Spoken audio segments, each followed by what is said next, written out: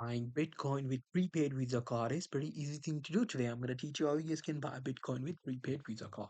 In order to do that, as you guys can see, I'm on my Google now here. I'm just going to search for Binance. Now, after searching for Binance, I'll go to this website saying Binance.com. Now here you simply have to create a new account.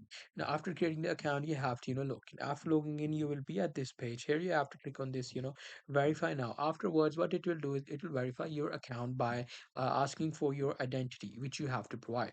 After doing all of these things, you just have to click on this deposit, and then you have to click on this, buy crypto button. After clicking on that, you have to enter the amount of crypto you want to buy. Suppose you want to buy the Bitcoin, you have to select Bitcoin, and then you have to buy. Suppose you want to buy Bitcoin worth of $10,000, you just have to do that, and afterwards you have to click on this verify and buy. Now, after clicking on that, you will easily be able to buy it by putting your, prepaid Visa card. You just have to put the information to do that. So that's pretty much it. That's how you'll be able to do it. Hope you guys find this video helpful.